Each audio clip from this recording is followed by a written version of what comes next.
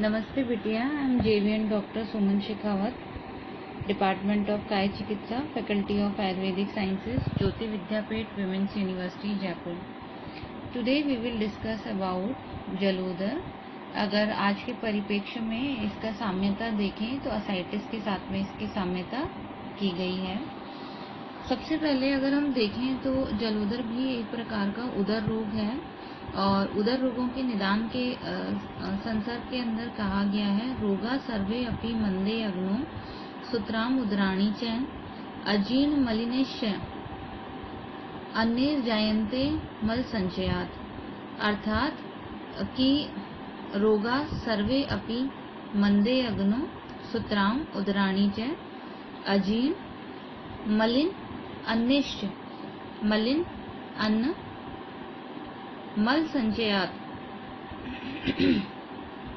मल का संचय अत्यंत उष्ण क्षार लवण विदाही आहार का सेवन विरुद्ध आहार सेवन वेगों को धारण करना अर्श ग्रहणी आदि रोगों का अधिक समय तक रहना संशोधन कर्म का सम्यक प्रकार से न होना, इन सभी को जो है उदर रोगों का कारण बताया गया है। उदर रोग अगर हम देखें तो 8 प्रकार के उदर रोग हैं, जिनके अंदर वातोदर, पित्तोदर, कफोदर, सन्निपातोदर, प्लीहोदर, बद्धगुदोदर, शतोदर एवं जलोदर। इन स्लाइड्स के अंदर हम जलोदर रोग के बारे में पढ़ेंगे। Peritoneal fluid excess and hydroperitoneum, peritoneal dropsy. Ascites is the abnormal buildup of fluid in the abdominal cavity.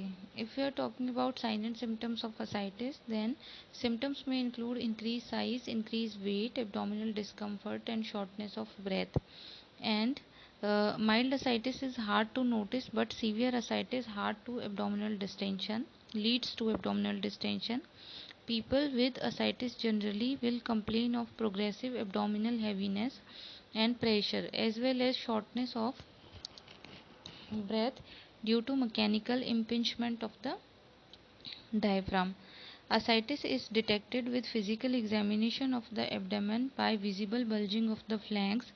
In the reclining person, flanks bulging, shifting dullness, difference in percussion note in the flank that shift when the person is turned on the side, or in massive ascites with the fluid thrill or fluid waves. Tapping or pushing on one side will generate a wave-like effect through the fluid that can be felt in the opposite side of the abdomen. Other signs of ascites may be present due to underlying causes. For instance, in portal hypertension, perhaps due to cirrhosis or fibrosis of liver. People may also complain of leg swelling, bruising, gynecomastia, hematemesis, mental changes due to encephalopathy. Those with ascites due to cancer, peritoneal carcinomatosis may complain of chronic fatigue or weight loss. Those with ascites due to heart failure may also complain of shortness of breath as well as wheezing and exercise intolerance. Complication may include spontaneous bacterial peritonitis, hepatorenal syndrome, and thrombosis. Portal vein thrombosis and splenic vein thrombosis involve clotting of blood affect the hepatic portal vein or varices associated with splenic vein. This can lead to portal hypertension or reduction in blood flow. When a person with liver cirrhosis is suffering from thrombosis, it is not possible to perform a liver transplant unless the thrombosis is very minor. Causes: serum ascites albumin gradient or SAG is a calculation used in medicine to help determining the cause of ascites. Formula: SAG, serum ascites albumin gradient, is albumin concentration of serum minus albumin concentration of ascitic fluid. A high gradient means more than 1.1 gram per dl indicate the ascites is due to portal hypertension or with 97% accuracy. Causes of high serum ascites albumin gradient, SAG or transudate are cirrhosis 81%, alcoholic 65%, viral into 10%, cryptogenic in 6%, heart failure 3%, hepatic venous occlusion, Budd-Chiari syndrome or veno-occlusive disease, constrictive pericarditis, kwashiorkor, child protein energy malnutrition. Causes of low SAG or exudate are cancer 10%, infections, tuberculosis 2%, spontaneous bacterial peritonitis, pancreatitis 1%, and there are some other causes of low SAG is serositis, nephrotic syndrome, and hereditary angioedema. Diagnosis of of ascites is routine complete blood count (CBC) and basic metabolic profile, liver enzyme and coagulation should be performed. Most experts recommended a diagnostic paracentesis be performed in the ascites is new or if the person with ascites is being admitted to the hospital. The fluid is then reviewed for its gross appearance, protein level, albumin and cell count. The serum ascites albumin gradient is probably a better discrimination than other older measures transudate versus exudate. For the causes of ascites, a high gradient greater than 1.1 gram per dl indicates the ascites is due to portal hypertension. A low gradient less than 1.1 gram per dl indicate ascites of non-portal hypertensive as a cause. Ultrasound investigation is often performed prior to attempt to remove fluid from the abdomen. Classification is grade 1st, grade 2 and grade 3. Grade 1st is mild, only visible on USG and CT. Grade 2 is detectable with flanks bulging and shifting dullness. Grade 3 is directly visible, confirmed with the fluid wave thrill test. Pathophysiology. Ascites fluid can accumulate as a transudate or as an exudate. Amount of up to 35 liters are possible. Roughly transudate are a result of increased pressure in the hepatic portal vein greater than 8 mm of Hg, usually around 20 mm of Hg, example due to cirrhosis, while exudate are actively secreted fluid due to inflammation or malignancy. As a result, exudate are high in protein and lactate dehydrogenase and have a low pH, a low glucose level and more white blood cells. Transudate have low protein, less than 30 gram per dl, low LDH, high pH, normal glucose and fever.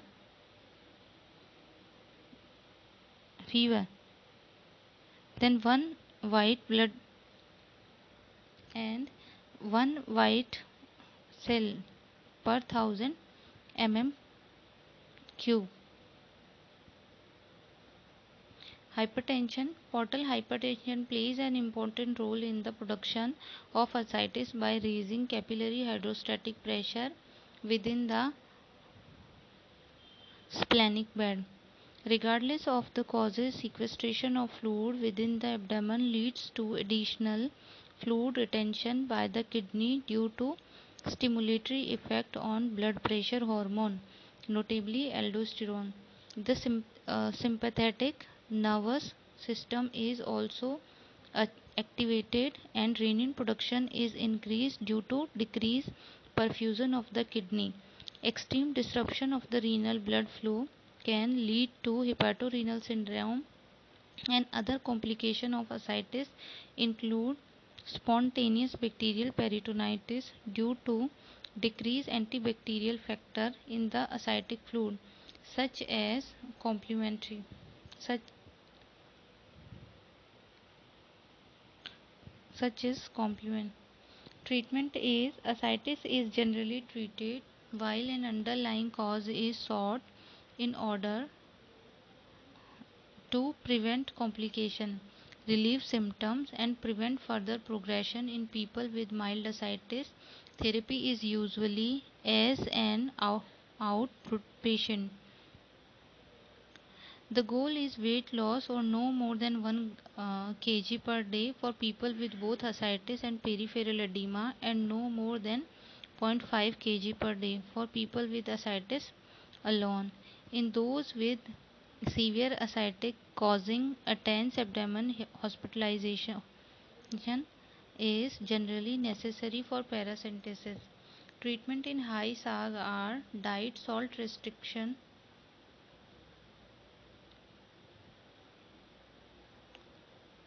Salt restriction is effective in about 15% of these people. Water restriction is needed if serum sodium level drop below 130 millimole per liter. Diuretics, since salt restriction is the basic concept in treatment, and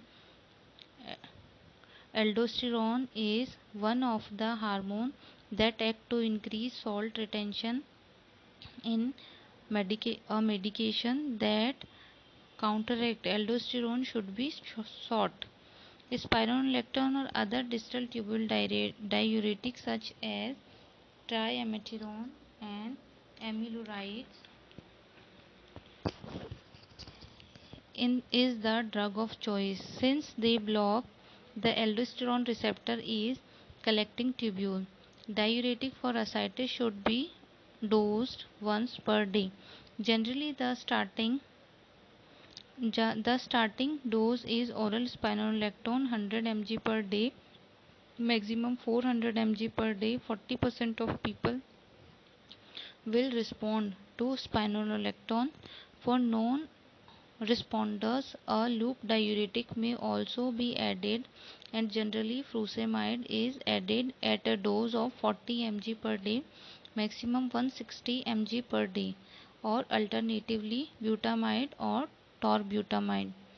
The ratio of 100 to 100 to the ratio of 140 reduce risk of potassium imbalance, and serum potassium level and renal function should be monitored closely while on the medication.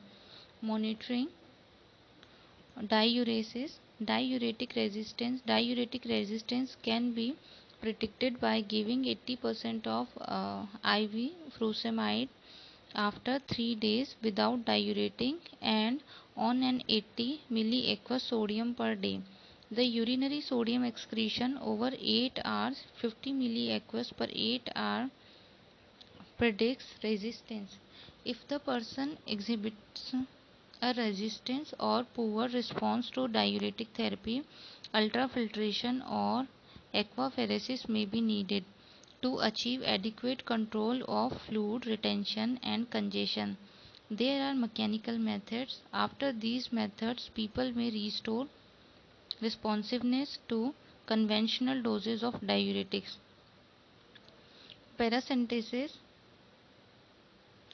in those with severe tense ascites, therapeutics paracentesis may be needed in addition to medical treatment listed above, as this may deplete serum albumin level in the blood. Albumin is generally administered intravenously in proportion to the amount of ascites removed. Surgery.